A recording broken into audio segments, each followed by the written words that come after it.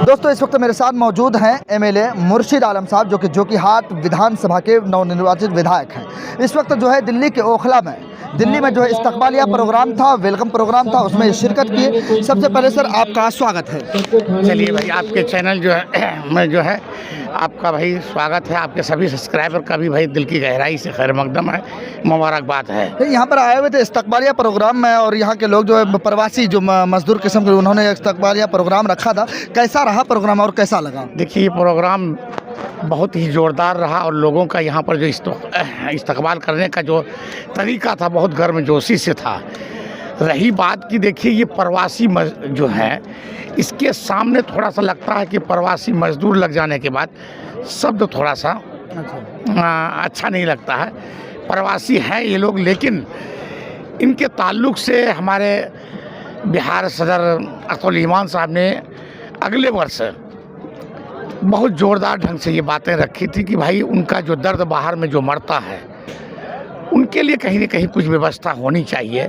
इस कड़ी में कानून में संशोधन हुआ और बना भी, और कहीं न कहीं एक बात आई सामने में कि जो बाहर घर से बाहर मरता है उसको लाने के लिए व्यवस्था सरकार करे और मुआवजा भी दे। तो एक कानून में अमेंडमेंट हुआ है, ये बड़ी उपलब्धि है। और घर से बाहर चाहे वो बड़ा से बड़ा नौकरी करे अपने शोबा से बाहर या मजदूरी करे, लेकिन वो उनके रहना और उसके लिए कहीं न कहीं दुख और दर्द का एक ये रहता है। घर से बाहर रहना, बाल बच्चे से दूर रहना, अपना आबाई वतन से दूर रहना, अपने अकाबिर से दूर रहना, ये बड़ी तकलीफ दे है। जैसे आपने एक बात ये कही कि प्रवासी सही नहीं है लफ्ज़, तो मैं इस जगह आपको एक बात, मैं कहीं और सवाल था लेकिन मैं इस सवाल पे सवाल करना चाहूँगा। तो प्रवासी का कोई समाधान आप लोग कर रहे हैं, सोच रहे हैं? विधायक बने नवनिर्वाचित, पहली बात की देखिए, हम लोग पहली बार का विधायक बने। हाँ। सरकार में भी नहीं है, अपोजिशन में है, लेकिन अल्लाह की ज़ात से हम लोग जितने लोग जीते हैं, हम लोग की जो इल्मी सलाहियत और बोलने का जो तरीका, चाहे भले ही वो, लेकिन कहीं ना कहीं राजनीति का जो बैकग्राउंड रहा वो बेहतर रहा है।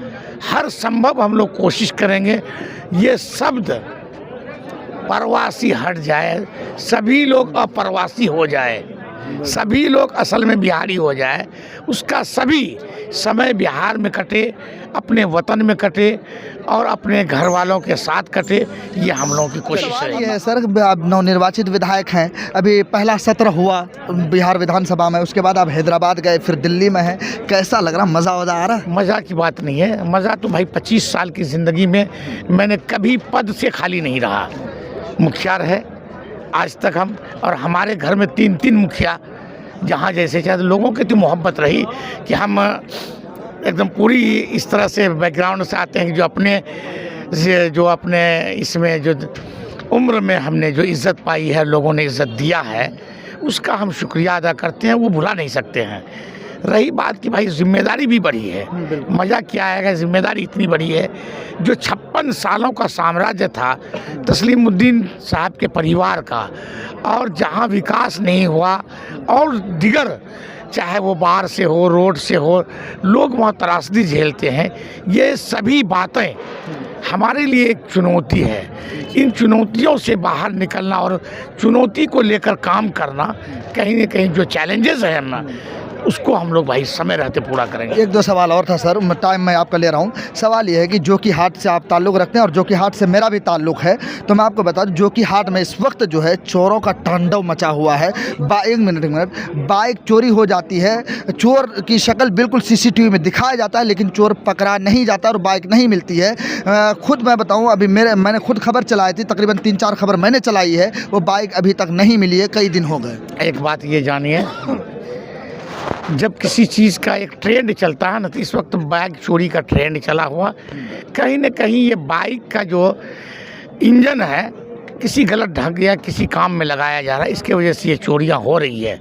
रही बात कि हमने अभी बताया कि कई चुनौतियां, आप एक चीज़ जानिए कि मैं अपने चुनाव में एक मुद्दा को बोलता था कि 56 सालों में यहाँ पर कोई डिग्री कॉलेज नहीं है, इंटर कॉलेज नहीं है। ये बातें आपने सुना होगा।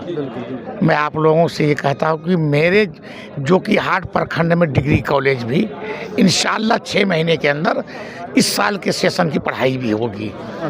तो कहीं ना कहीं इस बात को मैंने पूरी गंभीरता से लिया और जिस दिन बने हम लोग उसके 2-3 दिन बाद ही चीफ मिनिस्टर और जो एजुकेशन मिनिस्टर हैं उसके पास भी हम लोग गए। अब रही कई पुलों का जो मामला है, कटाव का मामला, चूँकि आप मटियारी गांव से हैं, वहाँ भी लोग बाढ़ के त्रासदी से, कटाव से परेशान हैं।